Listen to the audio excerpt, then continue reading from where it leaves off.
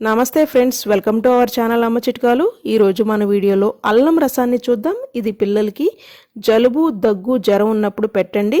అలాగే దగ్గు వల్ల రాత్రిపూట పిల్లలు పడుకోకుండా ఇబ్బంది పెడుతున్నట్లయితే ఈ రసం డిన్నర్ టైంలో పెట్టండి. ఫస్ట్ టైం కనుక మన ఛానల్ని చూస్తున్నట్లయితే ఛానల్ని సబ్స్క్రైబ్ చేసుకోండి.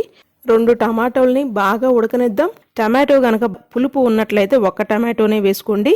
మిక్సీ జార్లో చిన్న సైజు అల్లం ముక్క, 1 టేబుల్ స్పూన్ ధనియాలు ఫ్లూ ఇన్ఫెక్షన్ని తగ్గిస్తుంది. 1/4 టేబుల్ స్పూన్ మిరియాలు గొంతు నొప్పి, నాజిల్స్ ఇన్ఫెక్షన్ ఏమైనా ఉన్నా తగ్గిస్తుంది. అలాగే ఇమ్యూనిటీ పవర్ని కూడా పెంచుతుంది. 2 వెల్లుల్లి రెబ్బలు యాంటీ బ్యాక్టీరియల్గా పనిచేస్తుంది. పిల్లలు త్వరగా కోలుకోవడానికి ఎంతగానో సహాయపడుతుంది. తులసాకులు కూడా వేయండి, ఫీవర్ని తగ్గిస్తుంది. కరివేపాకు, జీరాని కూడా వేయండి. డైజెషన్, స్టమక్ కొద్దిగా ఫ్రీగా ఉండటానికి సహాయపడుతుంది. కొద్దిగా నీళ్లను కూడా పోసి గ్రైండ్ చేసుకుని పక్కన పెట్టుకోండి. ఈ విధంగా టమాటో కుక్ అయినప్పుడు చేతితో అయినా లేదా మిక్సీలో అయినా వేసి ఫైన్గా పేస్ట్ లాగా చేసుకోండి.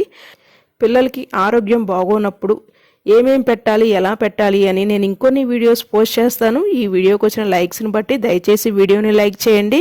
టమాటోని ఉడికించిన నీళ్లలోనే గ్రైండ్ చేసుకున్న పేస్ట్ని వేసేసి పక్కన పెట్టుకోండి.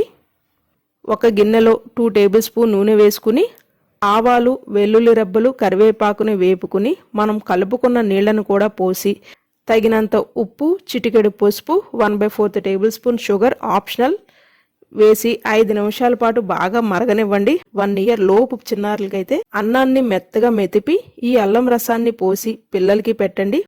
1 ఇయర్ ఎబోవ్ కిడ్స్కి అయితే అన్నాన్ని మెతిపి అందులో ఈ అల్లం రసాన్ని పోసి పిల్లలకి ఇవ్వండి. ఈ వీడియో మీకు ఎంతగానో ఉపయోగపడుతుంది అని నేనైతే ఆశిస్తున్నాను. వీడియో నచ్చినట్లయితే please do like, share and subscribe.